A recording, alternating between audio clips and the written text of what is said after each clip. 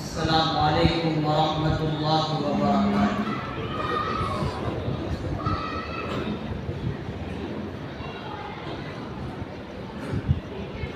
ماشاء اللہ ہم سب ابھی قرآن کریم کی تلاوت اور نبی پاک صلی اللہ علیہ وسلم کی شان اقدس میں نعتیہ اشعار سماعت فرما رہے تھے۔ ماشاء اللہ بہت ہی اچھا لگ رہا تھا، ایسا محسوس ہو رہا تھا کہ ہم سب نبی پاک صلی اللہ علیہ وسلم کے مدینہ الرسول کی گلیوں میں گھوم رہے ہیں۔ ماشاء اللہ یہ نورانی محفل اور مجلس بڑی ہی اہم ہے، سونے پر سہاگا ہے، میں کہوں تو یہ کم نہیں۔ وہ اس لیے کہ آج کی رات شب جمعہ کی بھی رات ہے اور ساتھ ہی ساتھ شب برات بھی۔ یہ دونوں چیزیں یہاں پر ہمیں اس سال میں نصیب ہو رہی ہیں۔ ایک تو شب جمعہ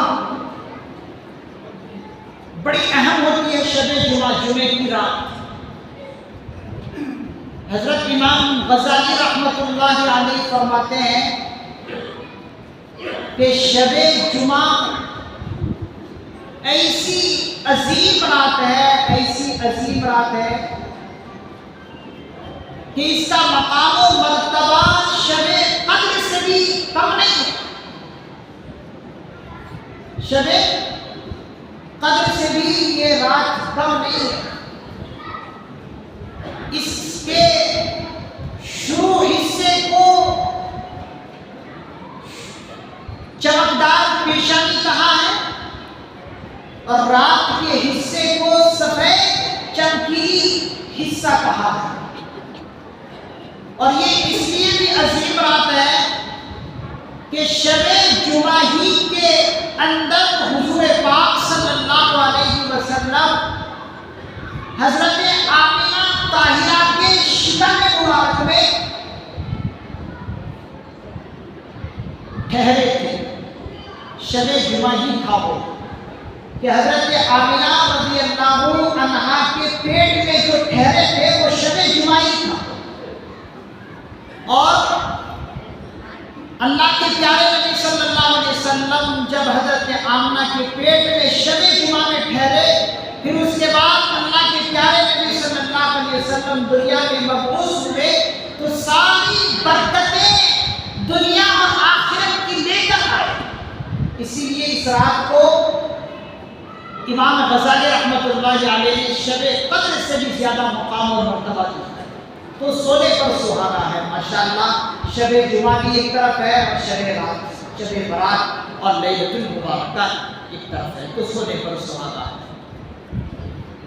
میں چاہوں گا کہ حضور پاک صلی اللہ علیہ وسلم کی شان اقدس میں چند اشعار میں بھی گنگناؤں، تاکہ جہاں اور شعراء اسلام نے حضور کی شان میں قصیدے پڑھے ہیں، نعت پڑھے ہیں، ان بہترین شاعروں میں مجھ ناکارہ کا بھی نام آ جائے۔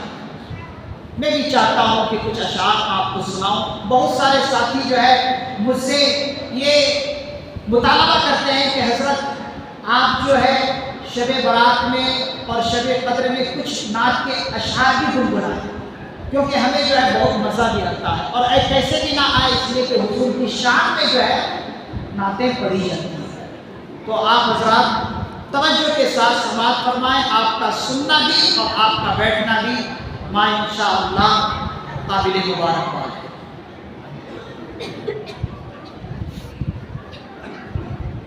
سدرا سے بھی آگے کون گیا، جبریل امی سے پوچھو۔ سدرا سے بھی آگے کون گیا، جبریل امی سے پوچھو۔ معراج کا دلہا کون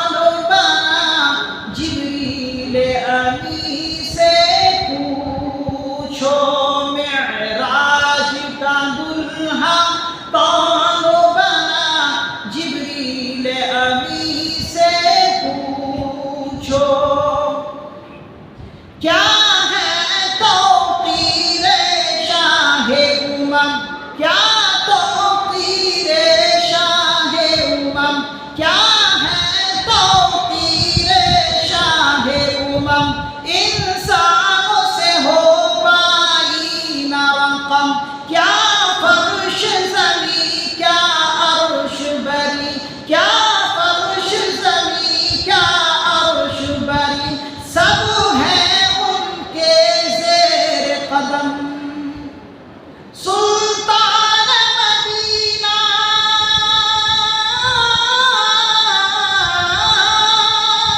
سلطان مدینہ کا رتبہ جبریل امی سے پوچھو، معراج کا دلہا کون بنا جبریل امی سے پوچھو، معراج کا دلہا کون بنا جبریل امی سے پوچھو،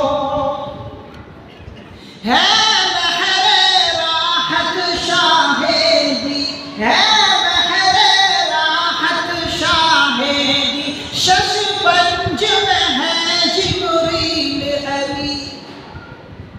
اس شعر کے اندر شاعر نے اس نقشے کو کھینچا ہے کہ جب آقا علیہ الصلوۃ والسلام معراج کی رات میں آرام فرما رہے تھے ام ہانی رضی اللہ عنہا کے گھر میں، تو حضرت جبرائیل علیہ الصلوۃ والسلام چھت کو پھاڑ کر تشریف لے آئے۔ اب سرکار کو بیدار کرنا ہے تو کیسے بیدار کریں؟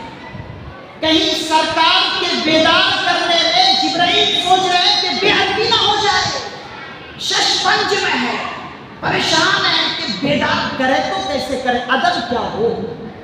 معلوم یہ ہوا ادب بہت امپورٹنٹ چیز ہے، اسی کو شاعر نے نقشے میں کھینچا، ہے بحر راحت شاہدی، شش پنج میں ہے جبریل امی، بیدار کرے کیسے شاہ کو، بیدار کرے کیسے شاہ کو، ہو جائے کہیں نہ بے ادبی، تعظیم نبی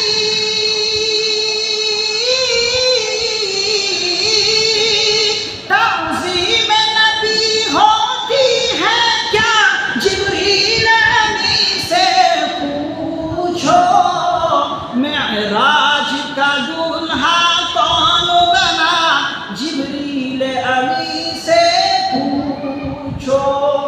تو ہمارے سامنے حضور کا نام نامی اس میں گرامی کا بہت ہی عظیم الشان نام آیا ہے، تو ہم سب کے لیے ضروری ہے کہ ہم سب مل کر ایک مرتبہ درود پاک پڑھ لیں۔ اللہم صلی علی محمد النبی الامی وعلی آلہ وسلم تسلیما۔ اگلا شعر سماعت فرمائیں۔ اقصی میں سواری جب پہنچی، اقصی میں سواری جب پہنچی، نبیوں کی جماعت حاضر تھی۔ مسجد اقصی میں جب حضور علیہ الصلوۃ والسلام براق کے ذریعے سے پہنچ رہے ہیں تو وہاں پر سارے نبی آپ جیسے بیٹھے ہوئے تھے، جیسے آپ اور میں بیٹھ کر ہیں، اس طرح سارے نبی 1,24,000 انبیاء علیہ الصلوۃ والسلام اس طرح صف باندھ کر بیٹھے ہوئے تھے۔ اور کون امام آ رہے ہیں؟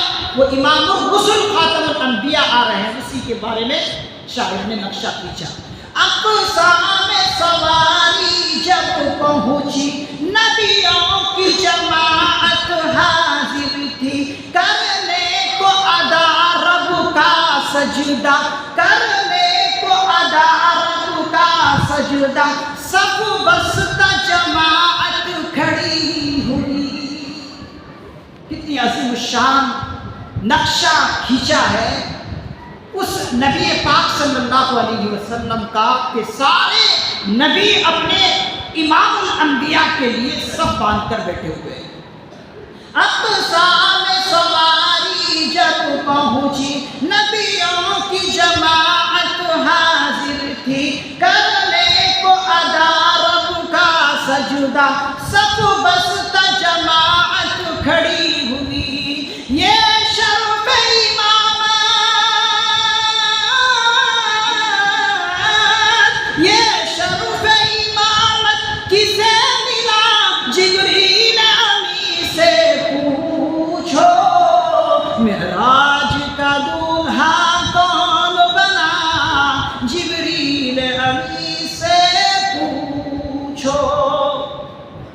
آخری مصرع ہے، سماعت فرمائیں۔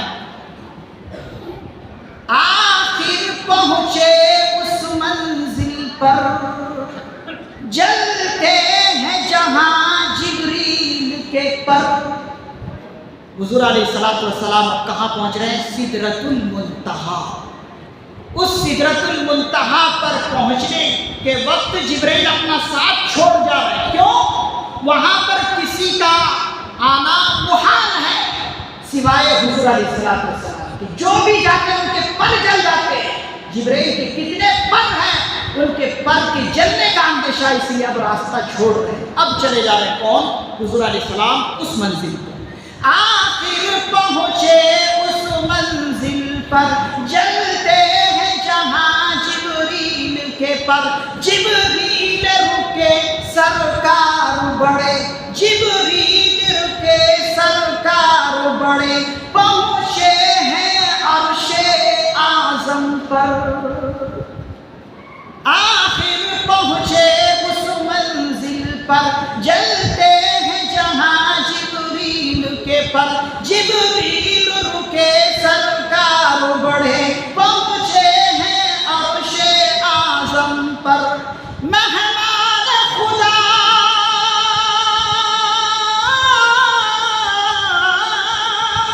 مہمان خدا ہے کون بنا، جبریل امی سے پوچھو۔ معراج کا دلہا کون بنا، جبریل امی سے پوچھو۔ سدرا سے بھی آگے کون گیا، جبریل امی سے پوچھو۔ ماشاءاللہ آپ سبھی حضرات نے اپنے پیارے حبیب صلی اللہ علیہ وسلم کی شان اقدس میں بہت ہی عظیم الشان نعت پاک سماعت فرما رہے تھے۔ میں آپ کی سماعتوں کو، آپ کے سننے کو مبارکباد دیتا ہوں کہ آپ سبھی حضرات بڑی ہی ادب کے ساتھ حضور کی شان میں نعت پاک سن رہے تھے۔ اللہ تعالیٰ ہم سبوں کے سننے کو اور بیٹھنے کو بے انتہا قبول فرمائے۔ ہم بڑے ہی عظیم الشان نبی کی ابھی تعریف کر رہے ہیں۔ اس نبی کی شان کون بیان کر سکتا ہے جس نبی کی شان قرآن کریم میں اللہ نے بیان کیا ہے۔ ایک دوسرے شاعر نے ایک شعر میں کہا ہے، بیان کی ہے خدا نے جس کی صفت سراج منیر کہہ کر، وہ عروض طیبہ کے سبز گنبد کی آڑ لے کر نقاب میں ہے۔ وہ نبی کہاں ہے؟ ارض مقدسہ مدینہ پاک میں حضور علیہ السلام روز اطہر میں آڑ لے کر محفوظ ہے۔ تو اس نبی کی ہم شان اقدس بھی سن رہے تھے۔ اللہ تعالیٰ ہم سبوں کے سننے کو قبول فرمائے۔ ماشاءاللہ بڑا ہی پر رونق مجمع ہے اور بابرکت رات میں ہم سب یہاں پر تشریف فرما ہے۔ آج کی رات تو ہمیں انفرادی طور پر عبادت کرنا ہے، لیکن کچھ چیزیں آپ حضرات کو بتائی جائیں گی، سکھائی جائیں گی تاکہ آج کی رات ہماری قیمتی بن جائے۔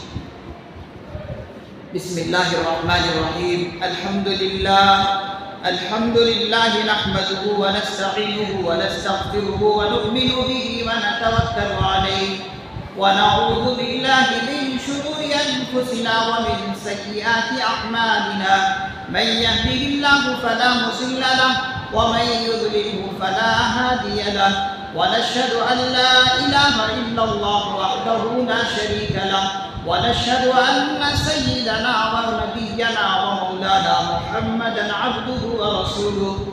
أما بعد فأعوذ بالله من الشيطان الرجيم. بسم الله الرحمن الرحيم.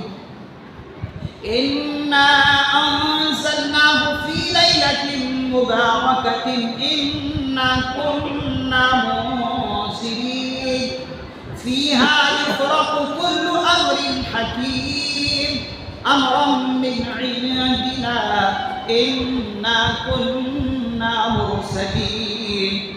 وقال النبي صلى الله عليه وسلم في هذه الليلة يعني ليلة النصف من شعبان أن يكتب كل مولود بني آدم في هذه السنة وفيها أن يكتب كل هالك في هذه السنة وفيها ترفع أعمالهم وفيها تنزل أرزاقهم الحديث.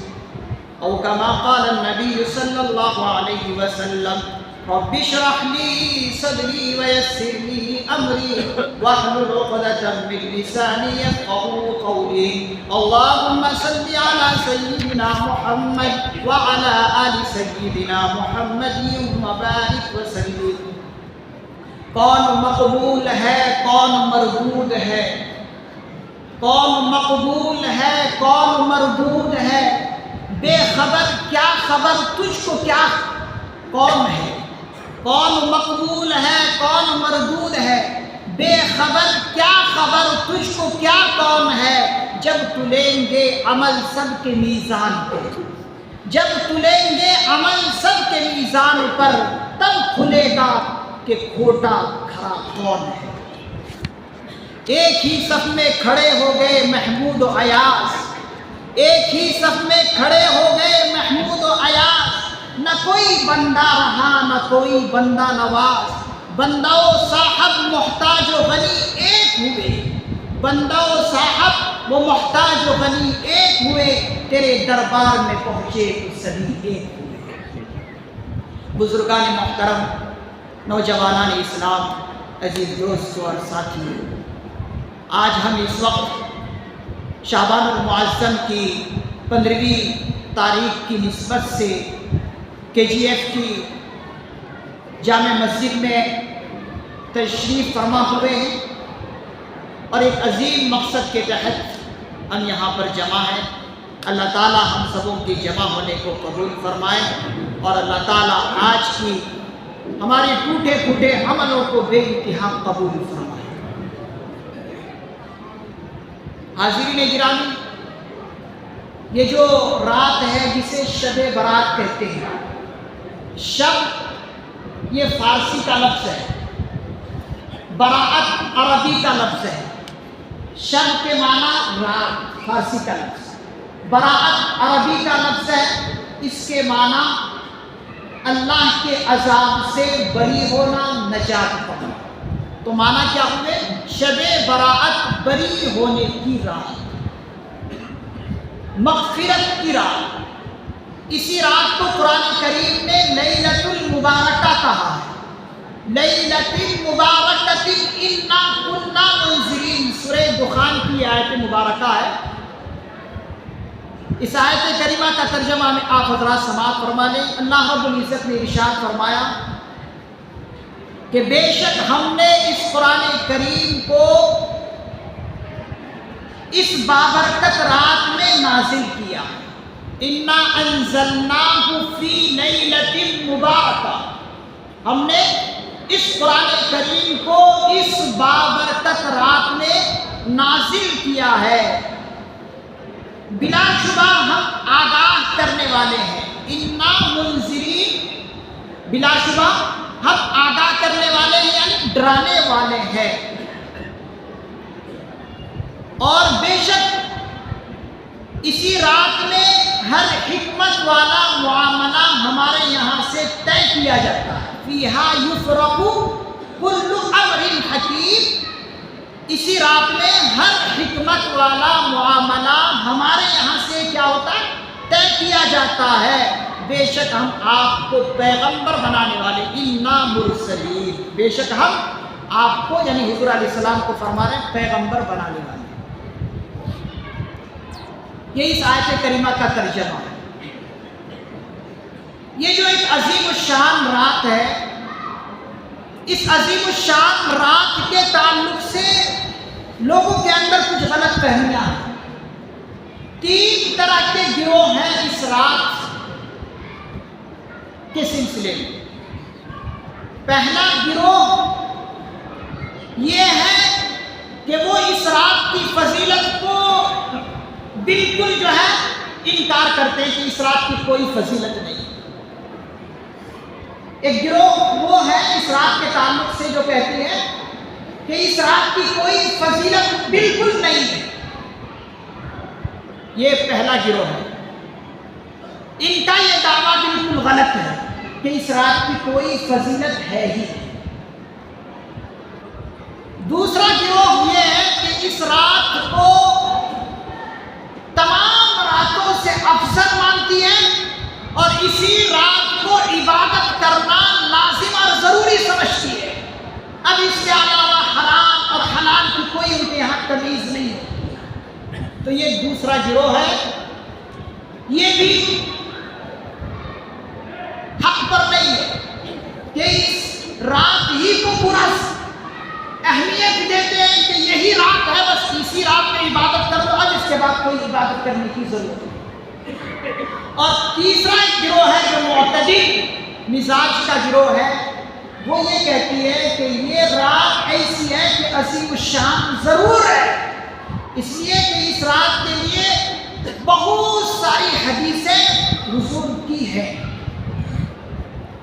تو یہ معتدل گروہ ہے کہ اس رات کی فضیلت کو بھی مانتی ہے اور اہمیت کو بھی مانتی ہے، اور یہ بھی نہیں کہتی کہ اسی رات کو ایسی ایسی عبادت کرو کہ جو حضور سے ثابت ہے، ایسی بات بھی نہیں کرتی یہ گروہ، بلکہ اس کی فضیلت کو مانتی ہے اور فضیلت کو مان کر اپنے اپنے حد تک جو ہے عبادت کرتی ہے۔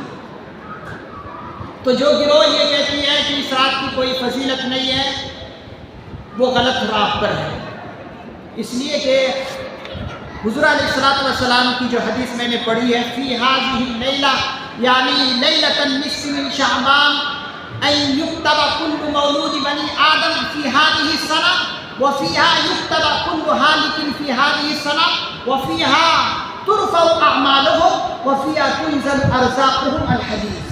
یہ حدیث کی کتاب میں یہ حدیث موجود ہے جس کے اندر حضور علیہ الصلوۃ والسلام نے ارشاد فرمایا کہ شعبان کی 15ویں رات کے بارے میں ارشاد فرمایا کہ اس رات میں وہ سب بنی آدم لکھ لیے جاتے ہیں جو اس سال میں پیدا ہوں گے اور جو اس سال میں مریں گے، اسی رات میں ان کا اعمال اٹھائے جاتے ہیں اور اسی رات میں ان کے لیے رزق نازل ہوتے ہیں۔ تو یہ حدیث بیہقی کے اندر موجود ہے جو 15ویں شعبان کے بارے میں حضور علیہ الصلوۃ والسلام کی حدیث ہے۔ اسی طریقے سے دوسری حدیث ہے، اذا کانت لیلۃ النصف من شعبان قوموا لیلہا وصوموا نہارہا۔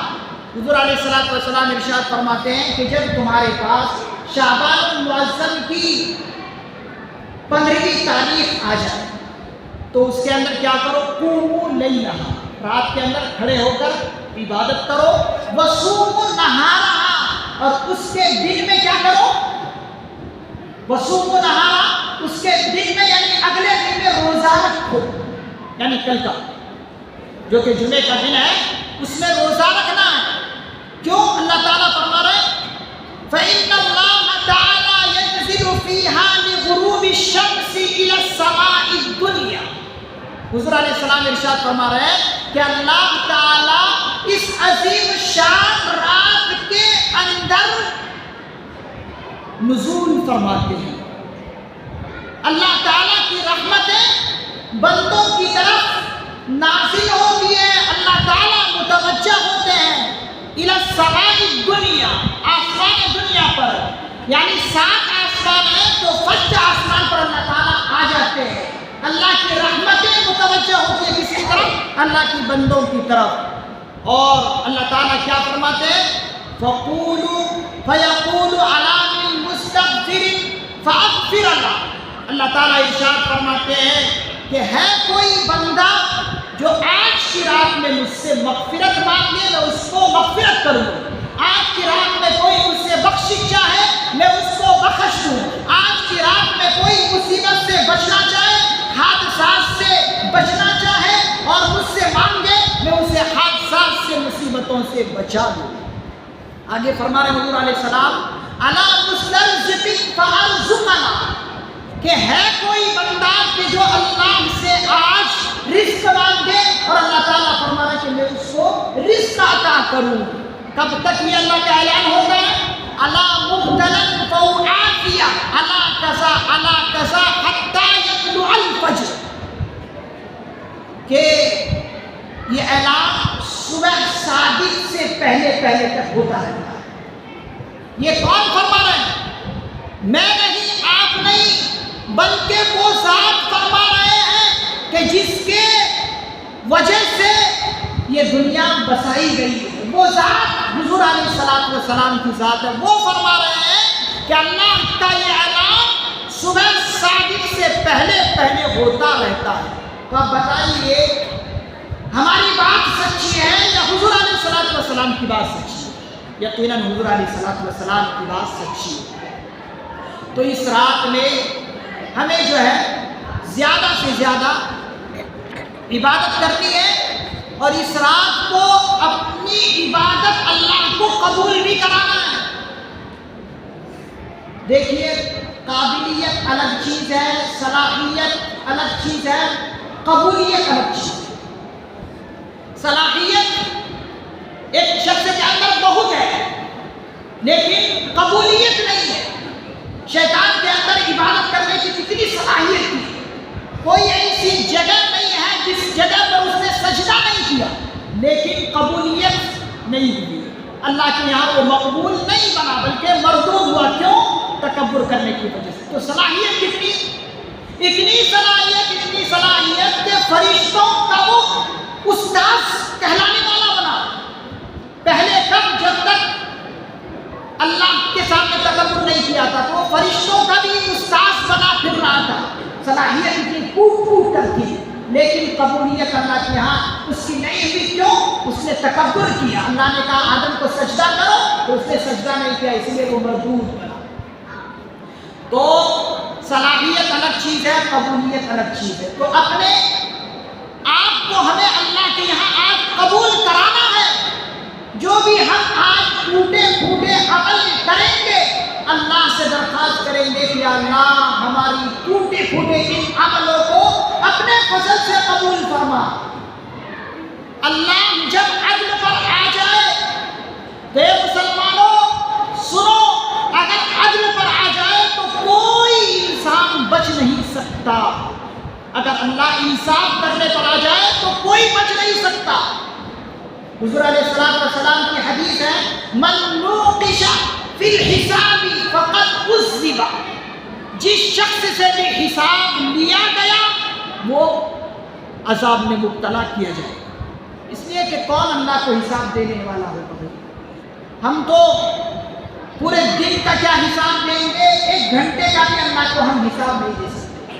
اس لیے اللہ والے فرماتے ہیں کہ اللہ سے جب مانگو تو عدل کا معاملہ نہ مانگو کہ اللہ میرے ساتھ عدل کر، بلکہ اللہ سے مانگو کہ اللہ میرے ساتھ فضل کا معاملہ فرما، میرے ساتھ فضل کا معاملہ فرمانا۔ اگر اللہ کا فضل ہو جائے تو ہم سب جنت میں جا سکتے ہیں، نہیں تو اگر عدل کرنے پر اللہ آ جائے تو کوئی بھی انسان جا نہیں سکتا جنت میں۔ ہم کیا بھائی، حضرت ابوبکر صدیق رضی اللہ عنہ کتنے بڑے ہستی کہ جس ہستی کے بارے میں حضور علیہ السلام نے فرمایا کہ میں نے دنیا کے ہر انسان کا احسان کا بدلہ چکا دیا، میں نے ہر انسان کے احسان کا بدلہ ان کو دنیا میں دے دیا، لیکن صدیق اکبر واحد ذات ہے کہ میں نے ان کا احسان دنیا میں نہیں چکا سکا، نہیں بدلہ دے سکا۔ کون یہ کہہ رہے ہیں؟ جس نے ہر ایک کا احسان چکایا ہے۔ ارے بھائی حضور کی حالت یہ ہوتی تھی اگر نماز کے اندر بھی یہ یاد آ جائے کہ میرے تکیے کے نیچے 1 روپیہ پڑا ہوا ہے تو نماز نہیں پڑھتے تھے، فوراً اس روپیے کو جب تک حقداروں تک نہیں پہنچاتے تھے نماز کے اندر کھڑے نہیں ہوتے تھے۔ تو اب بتائیے حضور سے زیادہ احسان چکانے والا اور کون ہوگا؟ لیکن وہ ذات کہہ رہے ہیں کس کے لیے؟ حضرت ابوبکر صدیق رضی اللہ عنہ کے لیے۔ وہ فرما رہے کہ میں نے ہر ایک انسان کا احسان کا بدلہ دے دیا، لیکن صدیق اکبر ایسے ہیں کہ میں نے ان کا احسان کا بدلہ دنیا میں نہیں دے سکا، کل قیامت کے دن اللہ سے کہوں گا کہ یا اللہ صدیق اکبر کا احسان آپ ہی چکائیے۔ اتنے بڑے ہستی ہونے کے باوجود وہ اللہ سے کیا کہتے تھے؟ اللہ کے سامنے دعائیں مانگتے ہوئے گر گرا کے کہتے تھے کہ اللہ کاش کہ یہ ابو بکر کسی مومن کے جسم کا بال ہی ہوتا، کاش کہ ابو بکر صدیق کسی مومن کے، کسی مسلمان کے جسم کا بال ہی ہوتا، کاش کہ ابو بکر ایک گھاس کا تنکا ہی ہوتا کہ جواب نہ دینا پڑتا، کاش کہ ابو بکر کوئی پرندہ ہی ہوتا کہ کل قیامت کے دن جواب ہی نہ دینا پڑتا۔ وہ ذات کہہ رہے ہیں اللہ کے سامنے، تو پھر ہم سب کو کیا مانگنا ہے اللہ سے؟ فضل کا معاملہ کہ اللہ ہمارے ساتھ فضل کا معاملہ فرمائے۔ تو میں یہ کہہ رہا ہوں کہ آج ہم جتنی بھی عبادت کریں اس عبادت کو اللہ کے یہاں قبول کرائیں۔ قبول کرانا ہے آج اللہ کے سامنے گڑ گڑا کر، اگر قبول نہیں تو کچھ بھی نہیں، تو قبول کرانا۔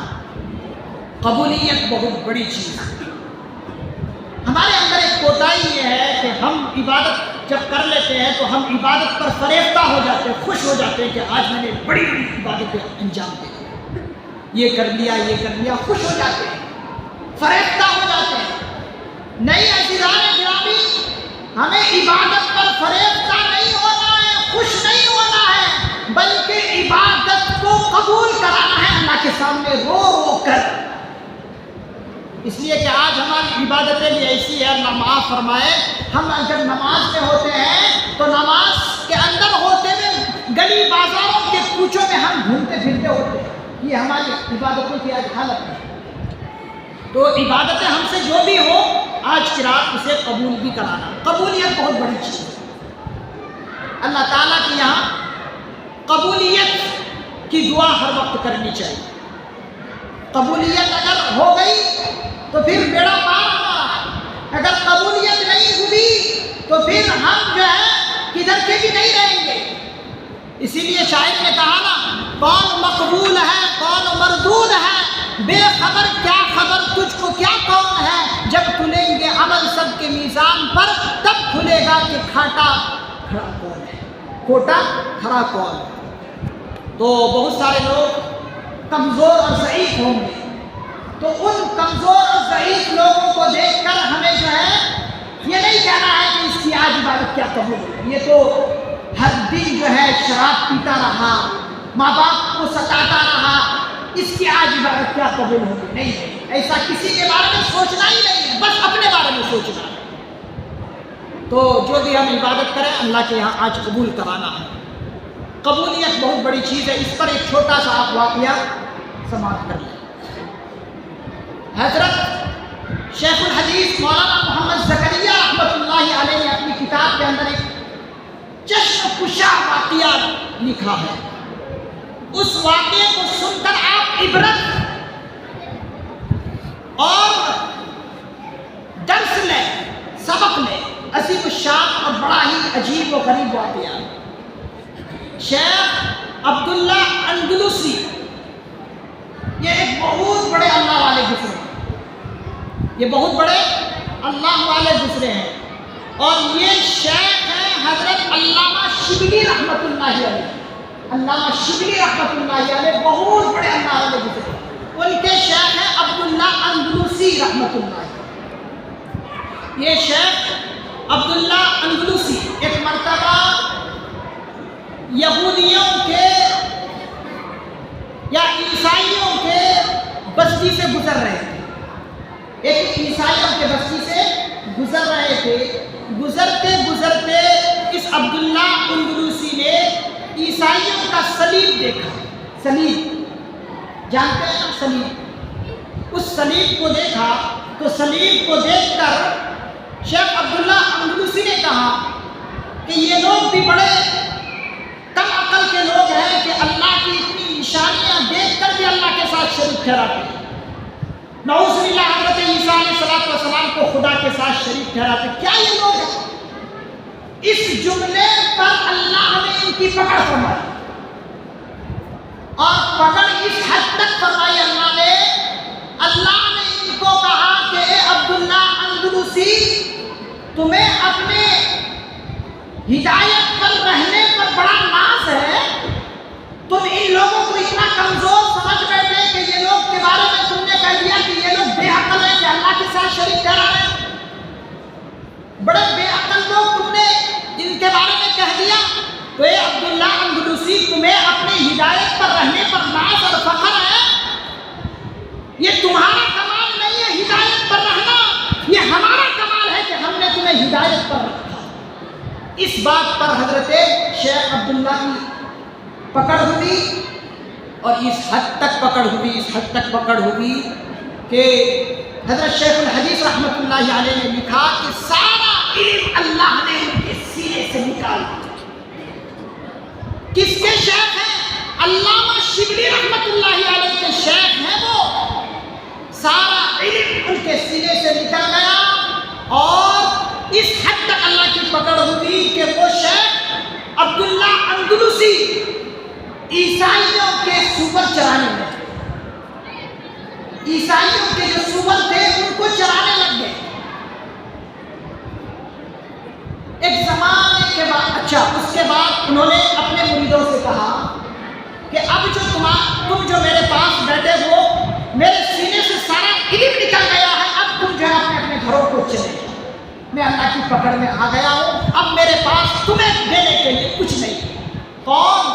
عبداللہ اندلسی، وہ صاحب قرآن بھی تھے، حافظ القرآن بھی تھے، اور حافظ الحدیث بھی تھے۔ 1,00,000 حدیثیں انہیں ازبر یاد تھی، 1,00,000۔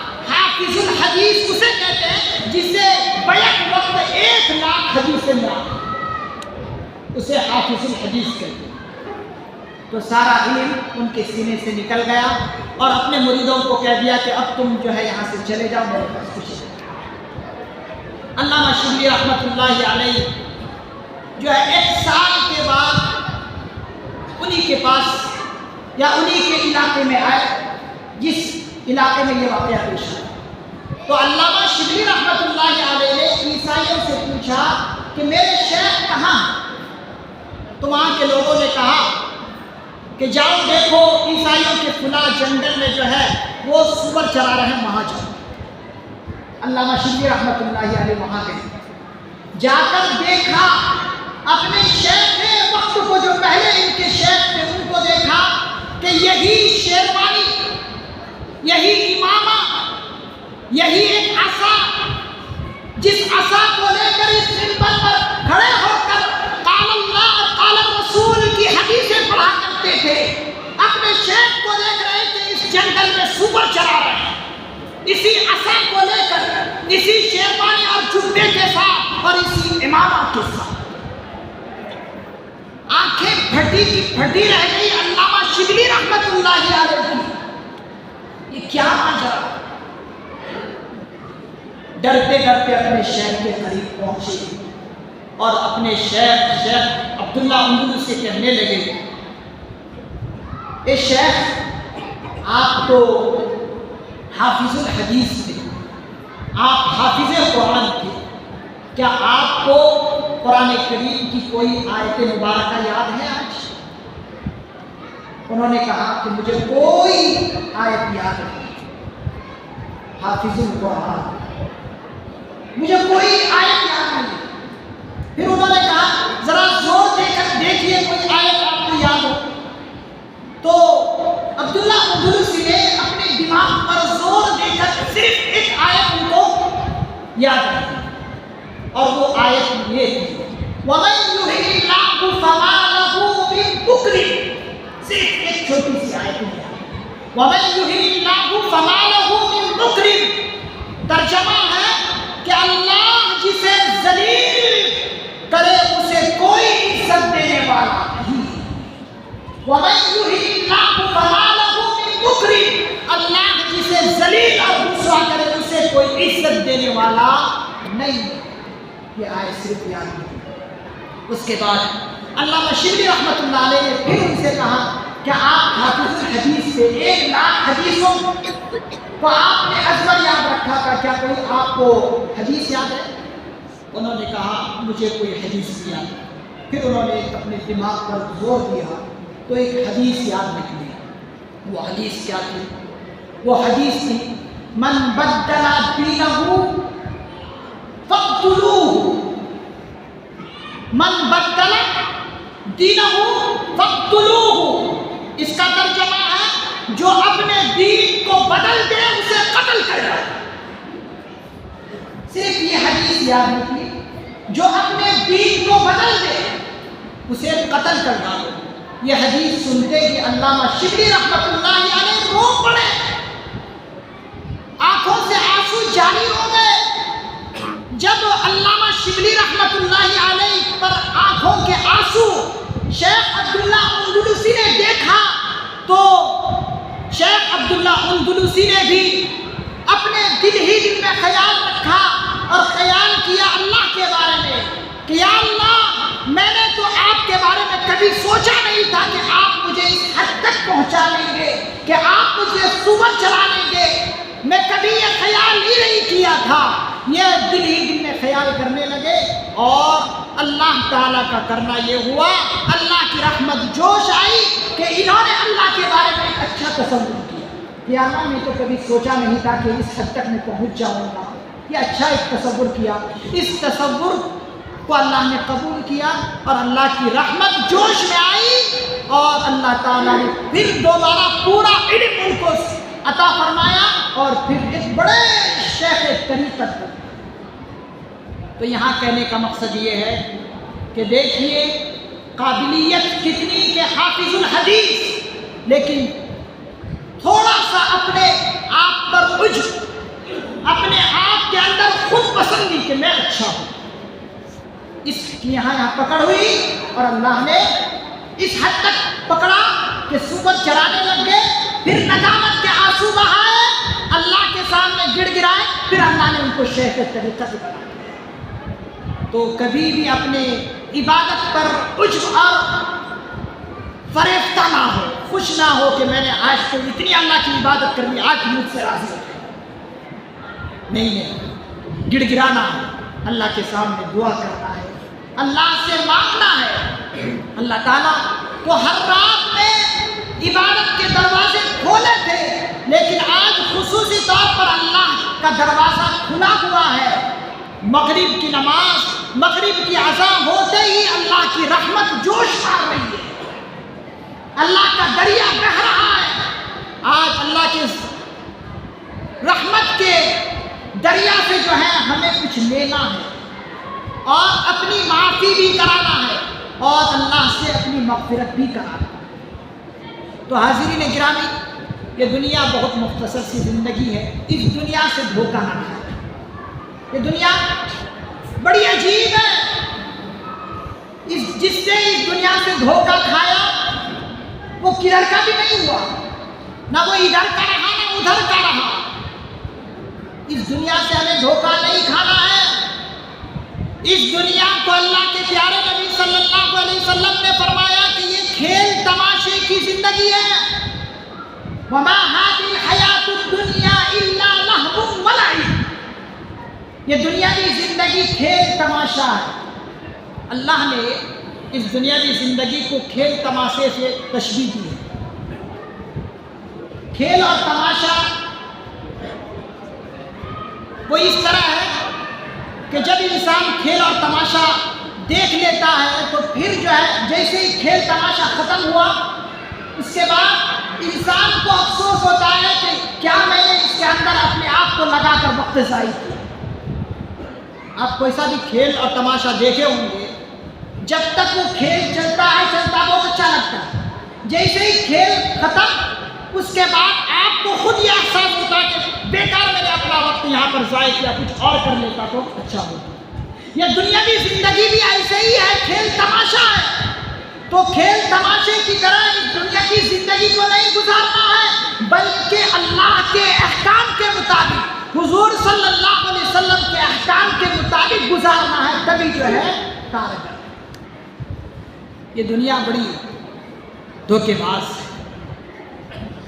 انسان کا نفس بھی بہت دھوکہ دیتا ہے اور شیطان بھی بہت دھوکہ دیتا ہے۔ حضور علیہ الصلوۃ والسلام نے ہر وقت اپنے نفس کے شر سے محفوظیت کی دعا فرمائی، یا اللہ مجھے نفس کے شر سے اور دھوکے سے محفوظ فرما، اور اسی طریقے سے شیطان کے دھوکے سے بھی محفوظ فرما۔ اس دنیا میں بڑے بڑے لوگ آئے لیکن چلے گئے۔ فرعون کی زندگی بھی تھی لیکن اللہ نے اسے کیا کیا؟ عبرت کا نشان بنا دیا، عبرت کا نشان بنا دیا۔ اللہ نے ان کی باڈی کو ایک جگہ پر محفوظ رکھا تاکہ لوگ دیکھیں اور اس سے عبرت حاصل کریں۔ اسی طریقے سے حضرت نوح علیہ السلام کے بارے میں آتا ہے کہ جب اللہ کے یہاں حضرت نوح علیہ السلام پہنچے، کیا ان کو اللہ نے عمر عطا فرمائی؟ 950 سال کی عمر حضرت نوح علیہ السلام کو اللہ نے عطا فرمائی۔ تو پہلی 1000 سال کی گویا کہ ان کو عمر ملی، لیکن جب اللہ کے یہاں پہنچے تو اللہ کے یہاں پہنچنے کے بعد اللہ نے ان سے پوچھا، اے نوح تم دنیا میں رہے تو دنیا تمہیں کیسا محسوس ہوا؟ 950 سال کی زندگی گزار کر اے نوح آئے، تو بتاؤ اس دنیا کی زندگی میں تم نے کیا محسوس کیا؟ انہوں نے کہا، بہت امپورٹنٹ بات ہے، اس کو اپنے پلے باندھ لیجیے۔ انہوں نے کہا کہ یا اللہ 950 سال کی زندگی تو مجھے یوں محسوس ہوا جیسے کہ گھر کے اندر 2 دروازے ہوں، ایک دروازے سے گھسا دوسرے دروازے سے نکل گیا۔ 950 سال عبادت کر کے وہ یوں کہہ رہے ہیں کہ میں اپنے گھر میں ایک دروازے سے گھسا دوسرے دروازے سے نکل گیا، بس مجھے ایسا ہی محسوس ہوا۔ تو اتنی عمر ملنے کے بعد، اتنی عبادت کرنے کے بعد وہ یہ بتا رہے ہیں، تو ہمیں چاہیے کہ اس مختصر سی زندگی کو ہم بہترین اور قیمتی بنائیں۔ حاضرین گرامی، اللہ کی رحمت کو آپ ہر وقت جو ہے کھٹکھٹائیں۔ اللہ کی رحمت، اللہ کا دریا دلی جوش مار رہا ہے، وہ آسمان دنیا پر آ کر پکار کر کہہ رہے ہیں کہ آج اگر ہے مجھ سے کوئی معافی مانگنے والا تو اسے معاف کرنے کے لیے تیار ہے۔ تو آج کی رات ہمیں اللہ کی رحمت کو کھٹکھٹانا ہے اور اللہ کی رحمت کو لوٹنا ہے۔ اپنی عبادتوں پر ناز مت کیجیے۔ ایک اور مختصر واقعہ آپ کی خدمت میں رکھتا ہوں، بالکل توجہ کے ساتھ سنیں اور اللہ کی رحمت پر امید رکھیں۔ امام اعظم ابو حنیفہ رحمۃ اللہ علیہ کے ایک بڑے شاگرد ہیں حضرت عبداللہ ابن مبارک رحمۃ اللہ علیہ۔ حضرت عبداللہ ابن مبارک رحمۃ اللہ علیہ بڑے محدث گزرے، اور حضرت امام اعظم ابو حنیفہ رحمۃ اللہ علیہ کا جو فقہ ہے، اس فقہ کو ترتیب دینے کے لیے، مدون کرنے کے لیے 40 ممبر رکھے تھے۔ ممبر ان کی فقہ کو تدوین اور ترتیب دینے کے لیے 40 ممبر تھے۔ اس 40 ممبروں کے بڑے ممبر حضرت عبداللہ ابن مبارک۔ اسماء الرجال کی جتنی کتابیں ہیں، ان کتابوں میں جہاں امام بخاری رحمۃ اللہ علیہ کے لیے تعریفی الفاظ لکھے گئے ہیں، اس سے کہیں زیادہ حضرت عبداللہ ابن مبارک کے لیے تعریفیں لکھے ہیں۔ ان کے درس حدیث یعنی حدیث کے کلاس میں 1200 مکبر ہوتے تھے۔ کتنے؟ 1200 مکبر بولے تو اس زمانے میں جو ہے اسپیکر نہیں ہوتے، اسپیکر نہیں ہوتے تھے جیسے آج میرے سامنے اسپیکر ہے، اس زمانے میں اسپیکر نہیں بلکہ پیچھے جو ہے مکبر کھڑے کر دیے جاتے تھے، وہ آواز لگاتے تھے۔ تو ان کے درس حدیث کے کلاس میں 1200 مکبر ہوتے تھے پیچھے آواز پہنچانے کے لیے۔ اب اندازہ لگائے کہ جس کلاس کے 1200 مکبر ہو، اب اس کے اسٹوڈنٹس کتنے ہوں گے، کتنے طلبہ ہوں گے، کتنے طلبہ ہوں گے۔ ایک محدث حضرت عبداللہ ابن مبارک رحمۃ اللہ علیہ کے بارے میں لکھتے ہیں کہ میں نے ان کی زندگی کو جو دیکھا اور پرکھا، ان کی زندگی میں اور صحابہ کی زندگی میں سوائے ایک فرق کے کچھ فرق میں نے محسوس نہیں کیا۔ میں نے ان کی زندگی میں اور صحابہ کرام رضی اللہ عنہ کی زندگی میں ایک فرق کے سوا اور کوئی فرق نہیں دیکھا۔ صحابہ کرام اس طرح تھے کہ انہوں نے حضور علیہ السلام کو ایمان کی حالت میں دیکھا، اور حضرت عبداللہ ابن مبارک نے حضور کو نہیں دیکھا، لیکن ساری چیزیں حضور کی ان کے اندر تھی۔ بس فرق صرف اتنا ہی ہے کہ انہوں نے حضور کو نہیں دیکھا، صحابہ نے حضور کو دیکھا، لیکن صحابہ کی زندگی اور ان کی زندگی میں بالکل جو ہے عکس ہے اور کاپی ہے۔ جیسے صحابہ کی زندگی ہوتی تھی، حضرت عبداللہ ابن مبارک کی بھی زندگی بالکل ایسے ہی تھی۔ کس نے کہا؟ ایک محدث نے ان کے بارے میں یہ کہا۔ اس عبداللہ ابن مبارک کی زندگی کو دیکھیے، اتنے بڑے محدث، اتنے بڑے اللہ والے کہ کئی ہزار اسٹوڈنٹس ان کے کلاس میں پڑھنے والے تھے، لیکن جب موت کے قریب یہ آئے، موت ان کو آنے لگی، تو ان کے بازو میں اسٹوڈنٹ تھا اور بالکل وفات کے بالکل قریب تھے، اور چارپائی پر لیٹے ہوئے، اور چارپائی پر لیٹے ہوئے تھے تو انہوں نے اپنے اس شاگرد سے کہا کہ مجھے اس چارپائی سے نیچے لٹا اور زمین پر لٹا دو۔ کون کہہ رہے؟ ایک بڑے محدث عبداللہ ابن مبارک رحمۃ اللہ علیہ کہ مجھے اس چارپائی سے نیچے اتار دو، زمین پر رکھ دو۔ اب زمین پر کوئی قالین نہیں ہے، کچھ نہیں ہے۔ صحابہ یہ سنتے ہی چیخ کر رونے لگے کہ اتنے بڑے محدث وہ کہہ رہے کہ مجھے زمین پر لٹا دو۔ خیر استاذ نے کہا شاگرد کو، تو شاگرد کو ماننا ہی ماننا، لہٰذا استاذ کو پکڑ کر زمین کے اندر لٹا، زمین پر لٹا دیا۔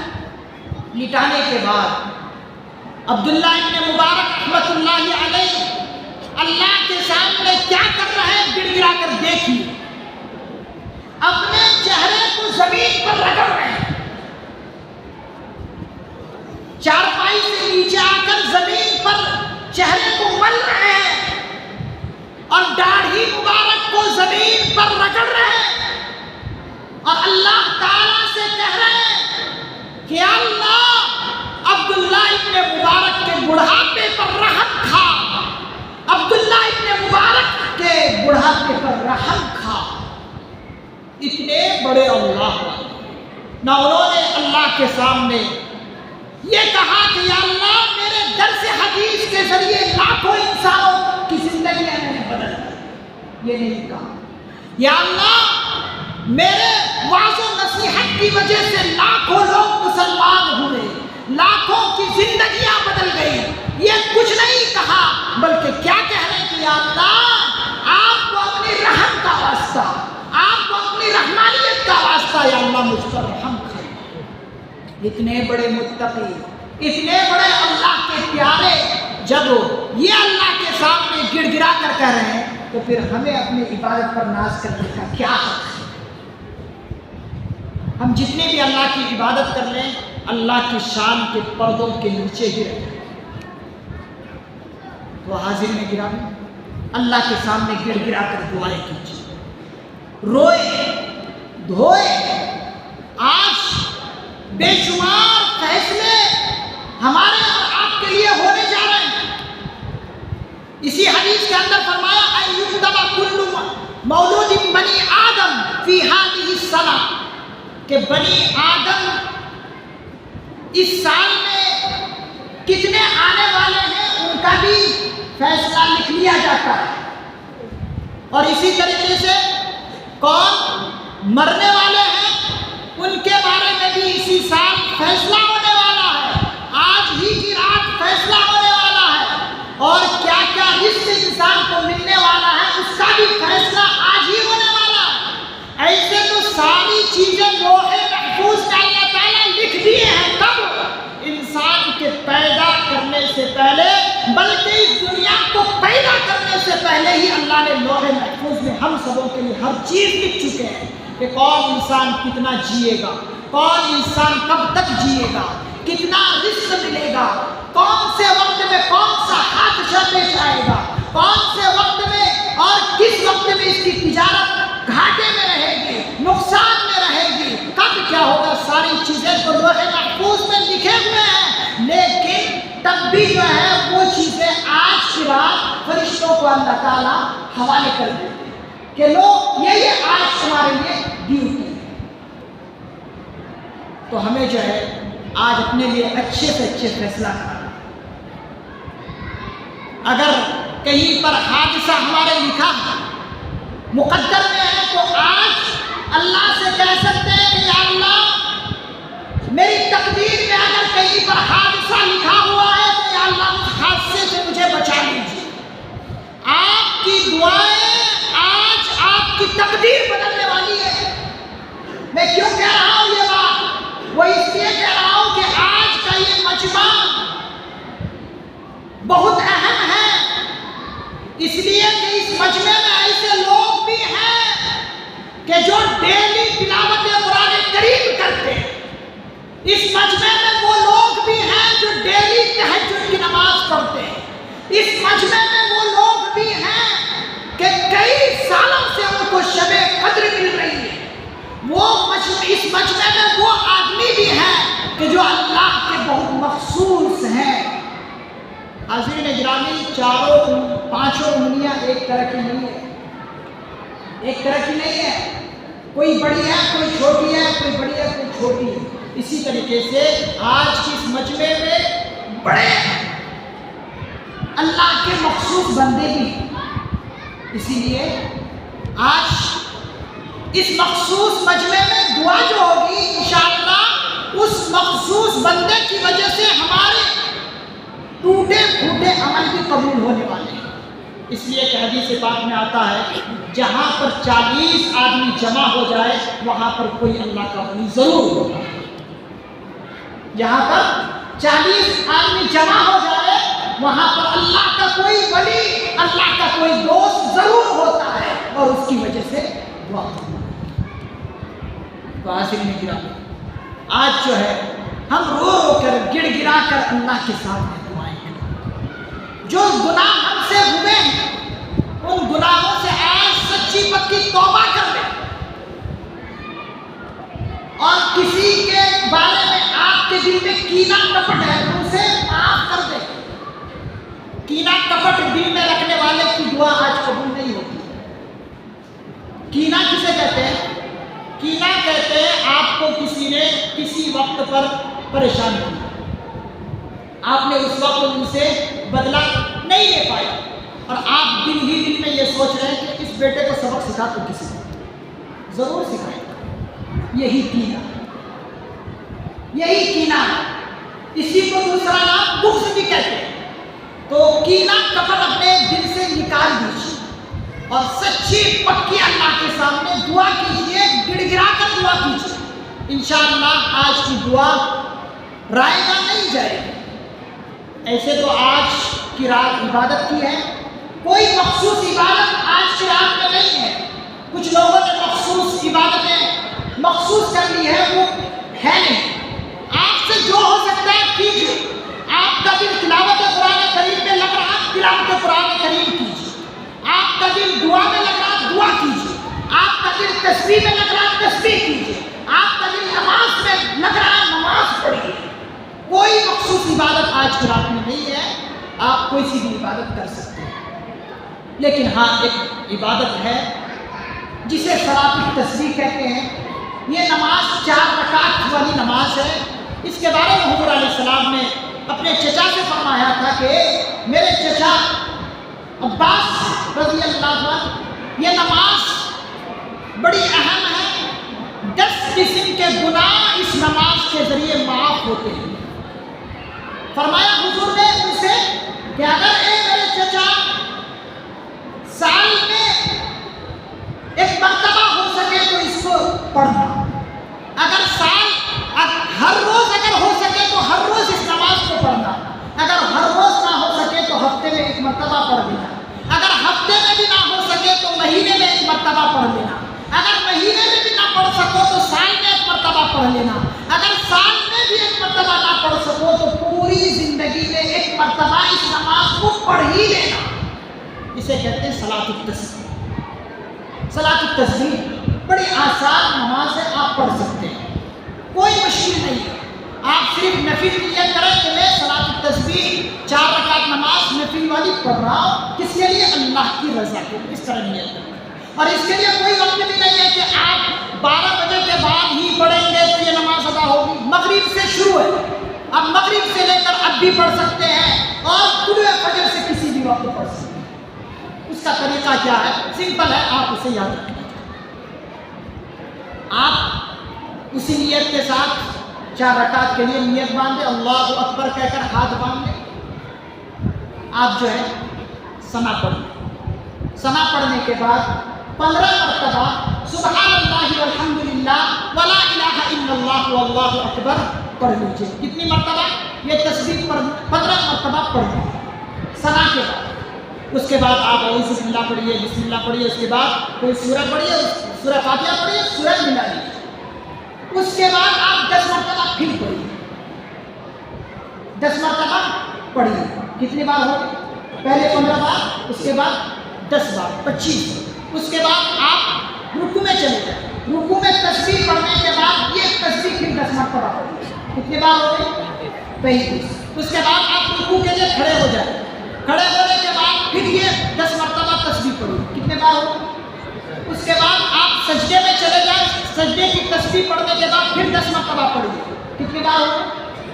55۔ اس کے بعد پھر آپ جلسے میں بیٹھیں گے، پھر اس ٹائم جو ہے 10 مرتبہ پڑھیے۔ کتنی بار ہو؟